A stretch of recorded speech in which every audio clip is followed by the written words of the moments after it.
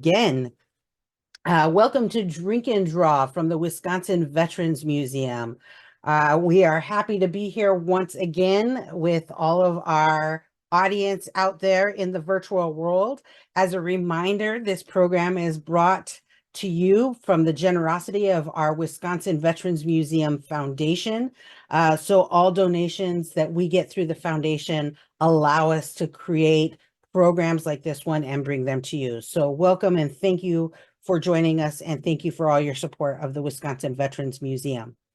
Those of you that are here tonight might remember in February, I decided that we were going to do a two-part series based off of the Battle of Bentonville here in Raleigh, North Carolina. And we are the Wisconsin Veterans Museum, but there were Wisconsinites that served at the Battle of Bentonville in the Civil War. And so this battle took place between March, I believe 16th through the 21st or 19th through the 21st. I'm going to get the dates wrong, and I shouldn't. But so we are on that anniversary this week. And last weekend, there was some live demonstrations and reenactment at the battlefield. So what I wanted to do last month was do some colored pencil renderings of the landscape. And this month, we're going to look at the reality of battle in the Civil War from a medical standpoint. So you can see in the picture on the left there, that is the surgeon's makeshift quarters. The house down below is the Harper farmhouse, and that is actually just across the street from the Morris Farm, where one of the major battles in this like several mile circumference was taking place. And in that farmhouse is where the surgeon set up shop and was doing, as you can see, surgeries. And surgery during the time of the Civil War was very harsh. It was very brutal. We didn't have the technology and the advancements we have today. In today's world, with all of those advancements, it is still very brutal to conduct battlefield surgery. So if you joined us previously, we focused on the Esmark bandage. This is sort of tying into that. There's an incredible museum of Civil War medicine here on the East Coast. If you have a chance, I would encourage you to visit and learn more about that. But more for tonight's tutorial, give you a little reference, Battle of Bentonville book here. I'm gonna make my image a little bit smaller, and then matter of fact, I'm gonna go ahead and take me off the screen. We are going to focus on ink drawing, watercolor drawing tonight. And so I'm going to go ahead and take me off the screen. If you remember from last month, we talked a little bit about quick renderings. We have images within the Wisconsin Veterans Museum collection. Part of our traveling exhibit are the watercolors of John Gaddis, which you can see here. And his were, real quick renderings of what he was witnessing while on sentry duty, looking down from above, and they're quick watercolor drawings. So, not super realistic, but when you look at these paintings, they're 14 inches big. The amount of detail he gets just in little tiny brushstrokes is pretty incredible. I mean, all the way down here, you can see individual, if I can't focus this, but these little individual tick marks actually have like personality of their own in the marching.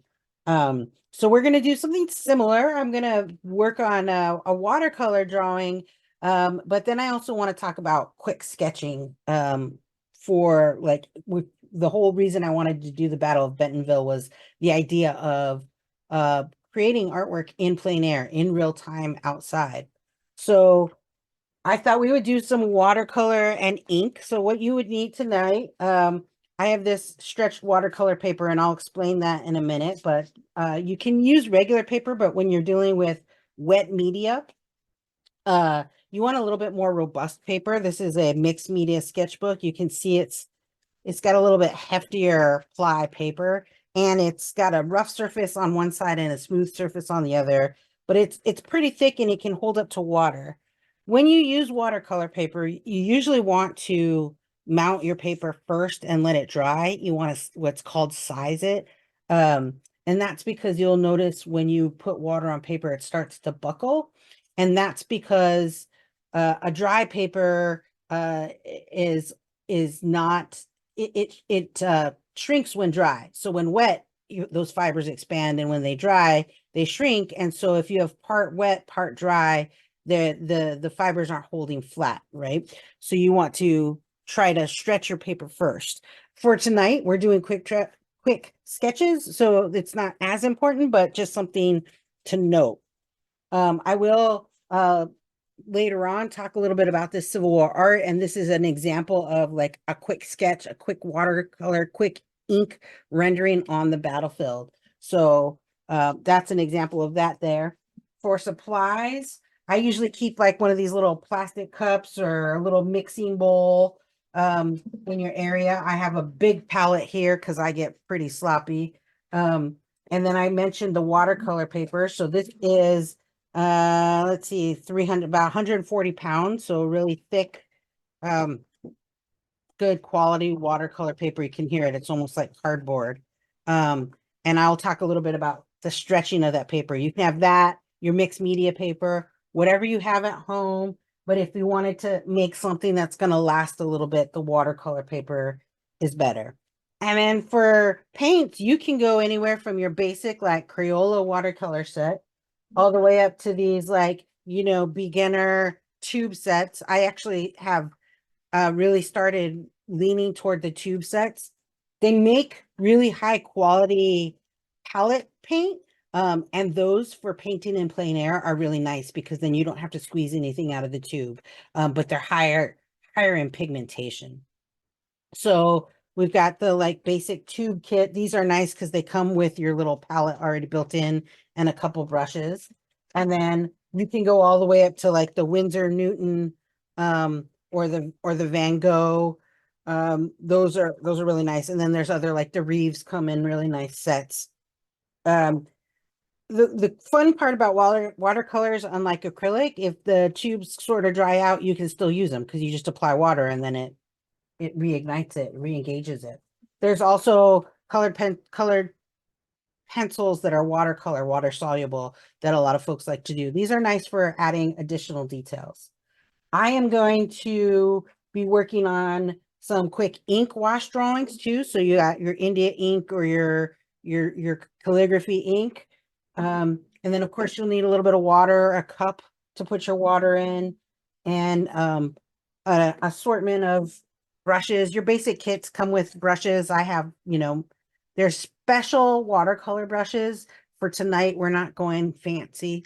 And then for the ink, you'll want something like a pen nib or, just a little ink tip. You can also do it with you can use your watercolor and use a nice fine tip brush as well to get those details. When we get into quick drawings like the one you see here, I'm going to just be using that quick pen nib. But again, for tonight, this is your drink and draw. This is do what you want with what you have. On the screen, you're going to see, you'll see an image on the top. That's the surgeon quarters that I referenced. And then you'll see the Harper farmhouse on the bottom. So you may decide you just want to work on that drawing throughout the tutorial. Feel free to choose which drawing you want to do. I'm gonna talk a little bit about the surgeon's area and show you what a quick drawing. This is like the base of a quick watercolor sketch, and then we'll add some details with the pen and ink. For watercolors, the idea with watercolors is that it's light, loose layers. And I struggle sometimes with watercolors because I'm very heavy-handed and I like a lot of layers, but I like layers of thick pigment. And with watercolor, you have to be a little bit more patient. And there are some tricks to watercolor. Like if you want to leave open white areas, there's things like this product called Liquid Frisket. We've talked about this in a different tutorial, and you basically paint this on. It's like a little gummy sticky stuff. And then when you paint, it prevents the paint from saturating the paper. And then when your painting's done, you peel it away and it reveals the white area. I've had this one so long, it looks like it's pretty dried out. You can see it dried in the tube. So glad we're not using that tonight. All right, let's begin. And it is 8:20. So I'm gonna start with this, and then I'm gonna take a look at the time and see where we're at. So we've got when you want to stretch your watercolor paper. So if you have, and I think Tara, you likely have a watercolor tablet pad similar to this. You can paint directly on this pad. That's fine. It will buckle a little bit, but don't be alarmed. You can always, so this particular painting that I did earlier, I didn't have it mounted. And if you can't see it here, it is buckled a little bit, but you can relax it after the fact. It's just, it's a lot more difficult to get it completely flat. So if in the future you want to make a really nice flat painting, you want a piece of board like this, and then you want to wet down. You can wet your paper, you can saturate it in water for a little bit, and then after your paper is wet, you release all the excess water, let it drip off, put it on your board, and then you put craft tape, or I use masking tape tonight, but masking tape often will pill up with the water. So you want to use like craft black brown tape, and then you tape your paper down while it's wet, and then you let it dry, and it'll be stiff and flat, and it's already been wet and dried. So it's what we call stretched. It's stretched and sized. I'm going to go ahead and just pull my board. So if you have your sketchbook ready, and what we're going to do is, when I'm doing pen and ink, I'll just start with the ink and do a quick drawing. But if you're trying to get watercolor where you maybe you're not as skilled in the drawing, and you're not quite sure where to start, then you can get a pencil and just sort of gauge your where you need your drawing lines to go. So I'm going to be working on the top image, and I'm going to just see, you can see that my goodness, the carrier, it's not a cot, stretcher. The stretcher is at an angle that pretty much takes up almost the entire part of the drawing. So if we look at our horizon line, it's going to be way up at the top there. And then we've got that line in the wall there. And then you figure about a quarter away down, that stretcher line comes at you at that angle, right? And then if you just go horizontal along, and then when you're, as far as perspective comes, when it's coming out at you, this side's going to get a little bit bigger. So we're not going to keep it even. And then when you get to the end here, it's just another parallel line like this. So you've got the light. It's a little bit harder to see. So you just got that sort of, it's not quite a triangle parallelogram there. And then you just kind of get these stretcher bars where the wood is, come back this way. And then we go, it gets a little bit bigger here. So we're going to just drop that down. And then we're going to draw a square right here in the foreground, this rectangle, which is the end of that stretcher. And then you can just pull the corner lines like that. And when you recess in, it gets a little bit smaller as you go to the back there. Then we'll just cut across here. And you got the wood here. And that picture is cut off, but you can imagine the same. You could do another little square here for the other end of that stretcher bar. Kind of get the measurement more accurate. So you kind of just have to use your imagination. We're not going for perfection here, because the reality is I'm going for quick sketches here. I want to do quick wash sketch. So I'm just going to sort of outline where that blanket is, a little bit of where that t-shirt lies. And then there's a bucket over here with dirty rags. I'm just going to draw that in. And, you know, the size is not exactly accurate, but I'm not going to lose sleep at night because of that. Then the table matches this angle. That table is going to come like this. It goes off the page. And then what's nice is you have this draped blanket down in the background here. So once we've got, our basic image in, what I do is I'll start with a light, like sepia wash. You can go ahead and start in with color. I mean, since this stretcher is brown, you could, I'll show you the basic. Let me get that painting. I can show you, I'll go back and forth to this. So like I started with the basic sepia, and then I'm building in these colors here. So this kind of looks like a blob of a hot mess here, but when we add the final details, it'll start to come together. So let me show you what I mean by light wash. So everybody kind of finds their brushes that they like. We're working in a small, on a small painting today, so you don't need anything really big. These Japanese brushes are nice for big washes. I personally like angled brushes a lot just because they give you a little bit of extra flexibility to add some line work. And watercolor brushes tend to be a little bit softer. They've got to work with water and not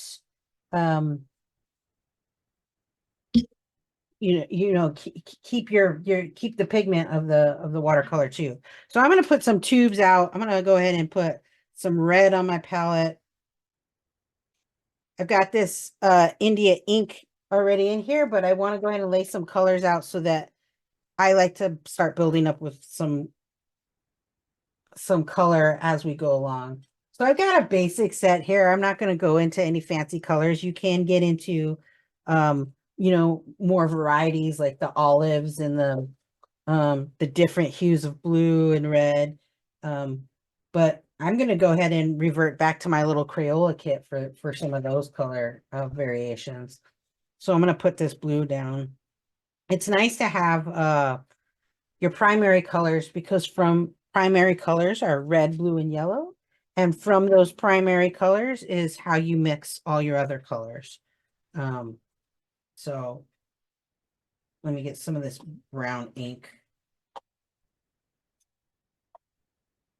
And there's a little bit more of a difference between ink and watercolor, and it's the pigment.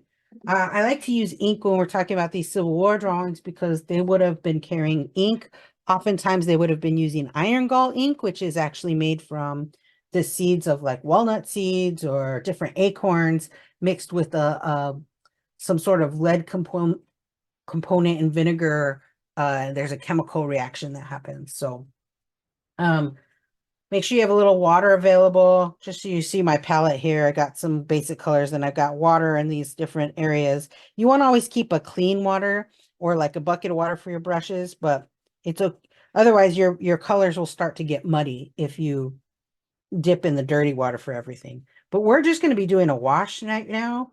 So in oil painting, this would be called a grisaille, which is just layering a light wash over the background of your image to get your contrast, your lights and darks established.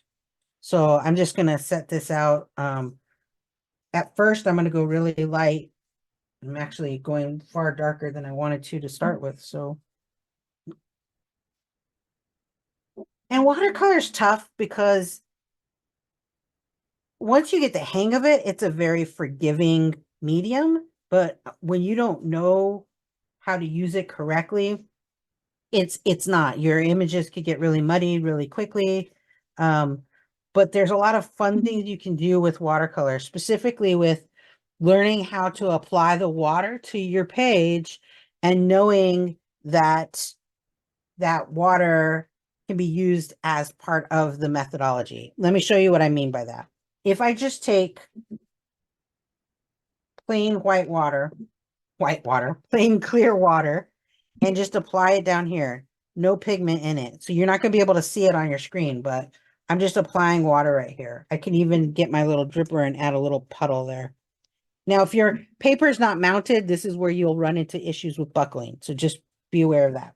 But let's say I have that there, and now I just want to get a little bit of that ink on my brush. I can just do that and let the water do the magic and let it bleed out. So if you had, like I have um some stains up on the stretcher up there, I can then just keep just adding little bits of water and use that water to push around that pigment and let the watercolor do the work for you.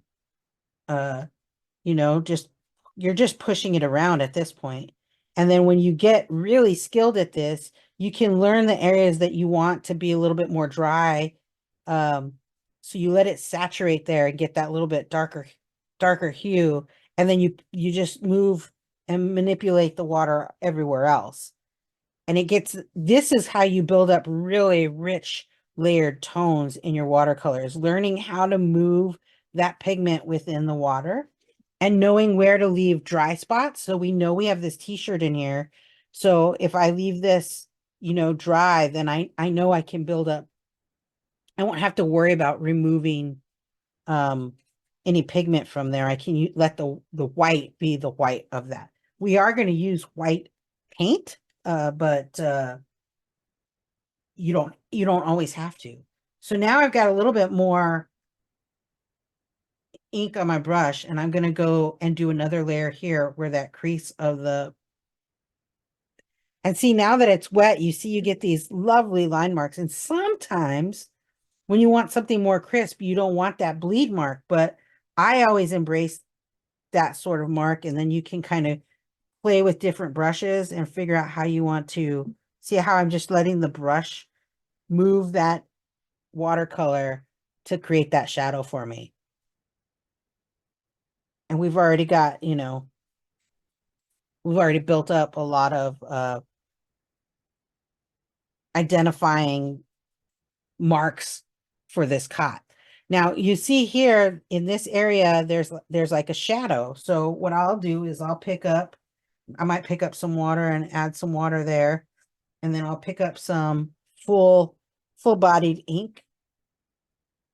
And then again, just lay it into that puddle and let it bleed into that paper. And you'll really start to develop these shadows, and then pull it out and just figuring out your lights and darks is one of the keys in watercolor, because you got to use that water to manipulate where it goes.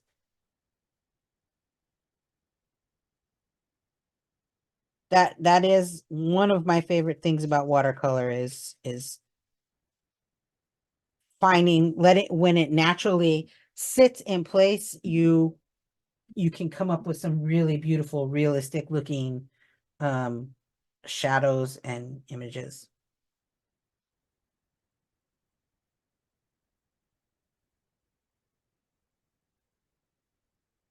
So now we've got that basic area laid out. What I need to do is get that wood mark down there. So I'm just going to get some of that watered down sepia and then brush in some of this. And I wanted to point out, if you can see it here, this was dry paper. So you get this really, let me see if I can zoom in to get that texture.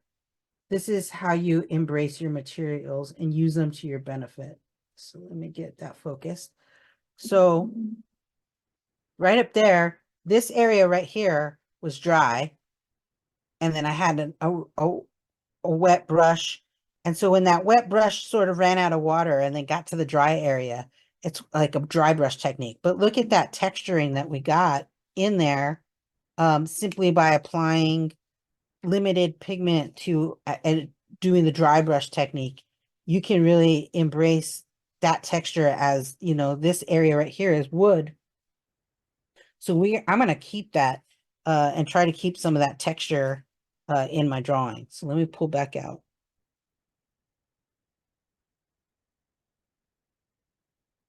Let me pull some of this down.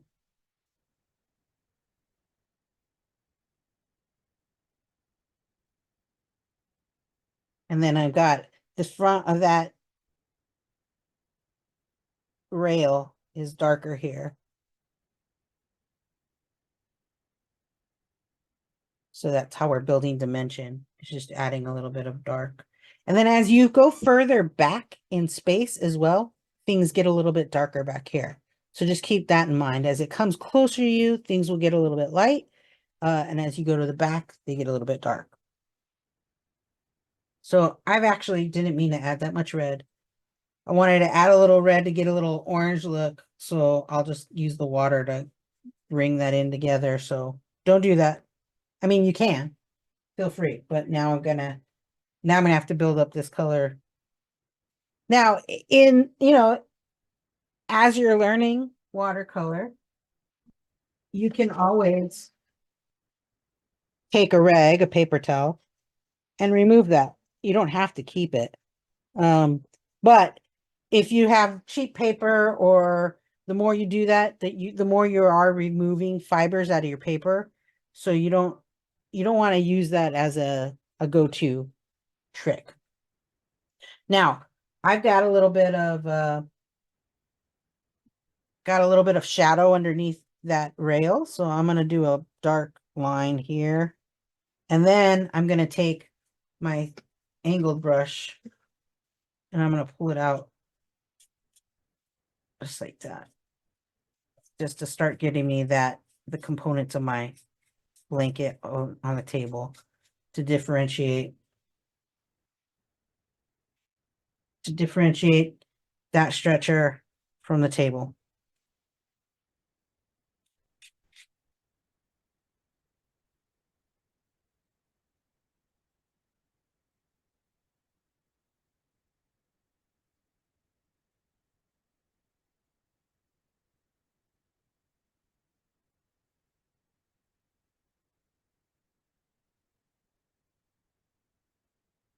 So now we've got this that we've started building up. I'm going to go ahead and also take a little bit of that dark, and we're going to create our little bowl in the background. So, and then the can in the foreground. I forgot to draw our ether can. So curved bottom. Again, that's why this angled brush is nice too, because it allows you to get some of these nice curves. So just laid that out to where it will be.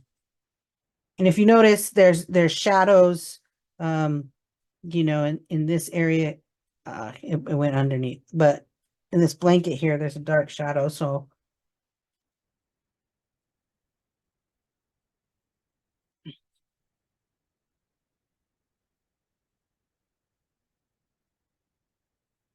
when I talk about quick drawings, these quick watercolor washes, I want you to picture you're, out at the campsite. You might be on guard duty looking down at the battle. You might be, in an observation point of view.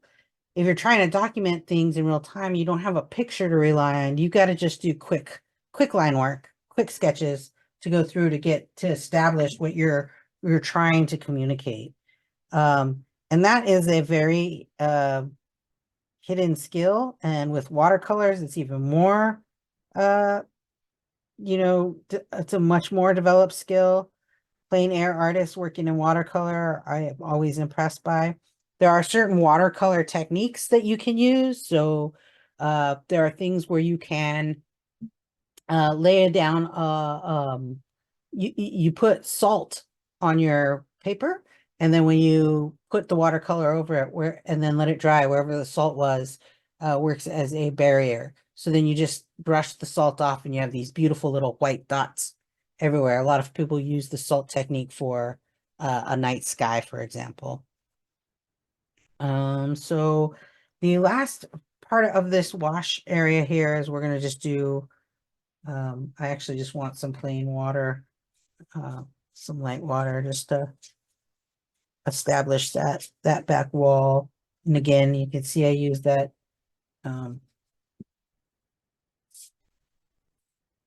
dry technique to give yourself some texture.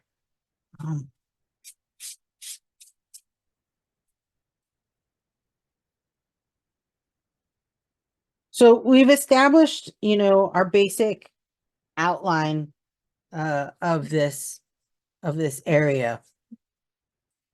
once you start getting into details, you want to start thinking about how you can use colors to layer in.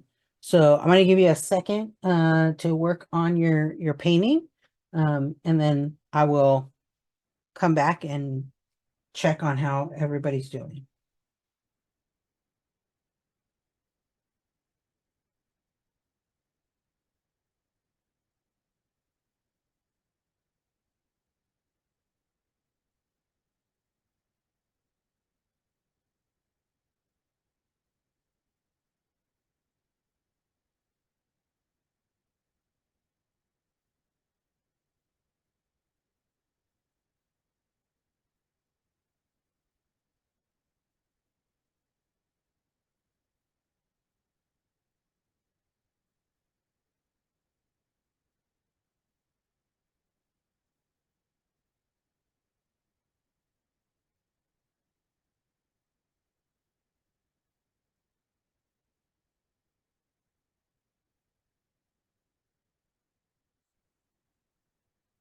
All right, let's think about adding some color.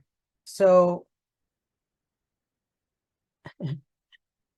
so what we want to do is maybe let's go into our colors, and I could use the blue that I have, I suppose, but I like to use a little bit. I'm going to get me some clean water and put it there.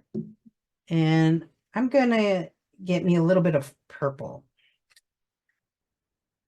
I love using purples and blues and mixing a little bit of red and to start creating shadows, like purples and browns. Gives you a nice, it's just very rich feel to it. So on the end here where we had that shadow, I'm going to add this little bit of purple in here.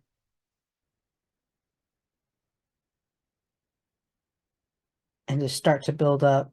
And then I'm going to look where all of these shadows are on the end of that cut and just kind of start pulling that in.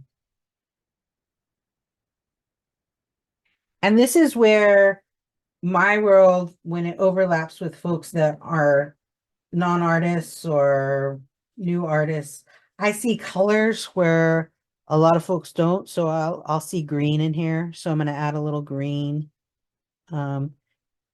And when you think about it, the spectrum of the way we see light is a lot of colors being reflected at one time. So don't be afraid to add color to create dimension. But was one of the best lessons I was ever given by an art instructor was understanding where and how we need to look for color in the world. Is that color is everywhere, and if you're not looking for it, your images are going to be really flat. You won't be able to really get the dimension that's possible if you don't embrace trying to find the variety of colors that are in one given space. Now, the trick with watercolors, when you start thinking about colors in that way, is that it's really, really easy to muddy up your image. And in a way, I've already started doing that because I started with the sepia wash. So if we had just started by going in and just layering up the colors, which is what I would normally do, um, you might prevent that a little bit. But the reality is you just need to know when to stop.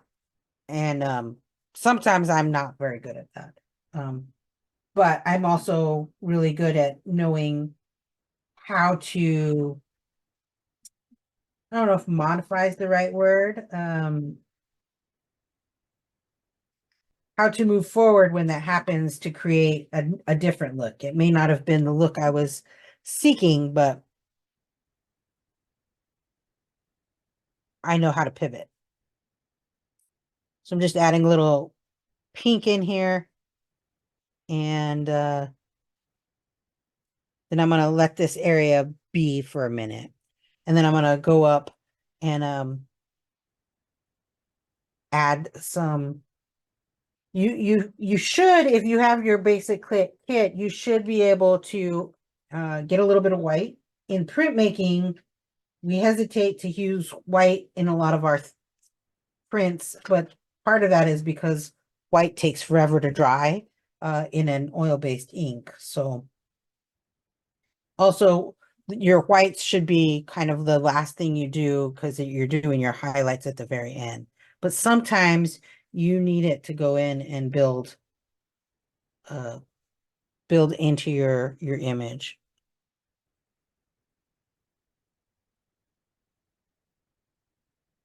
So it's really just about your own preference and feelings and how you will accomplish the look you're looking for. And this really great orangey burnt umber up here. I think I'm gonna go to that. Get some white in it. Let's see what it does. And the difference with the tube watercolors versus the cake watercolors is that the tube will allow you to get a little bit more pigmentation. It'll work a little bit more like an acrylic. Whereas the cake, you really have to apply a generous amount of water to get them charged. Where's that? Where's that color I had?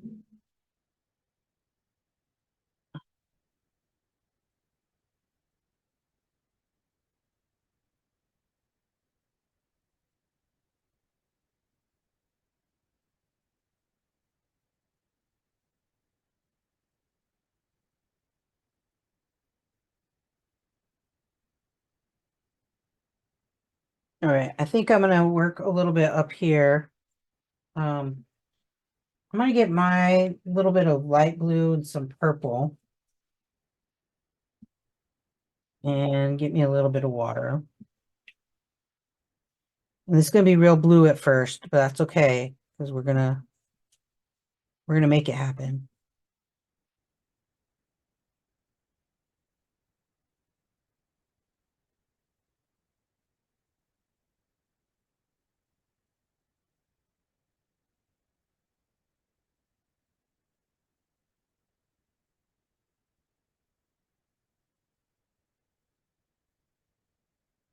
And I'm gonna take that, I'm gonna add a little bit of water to that blue, and then I'm gonna go down to this blanket.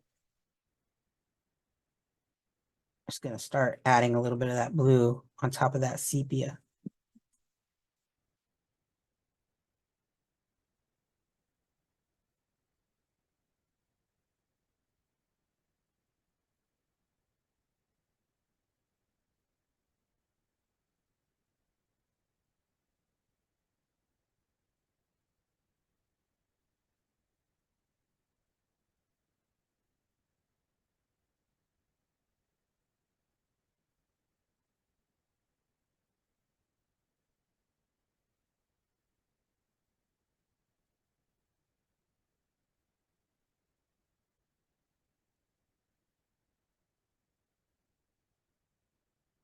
All right. I think there's only a couple of us here, so I'm gonna go ahead and stop the recording.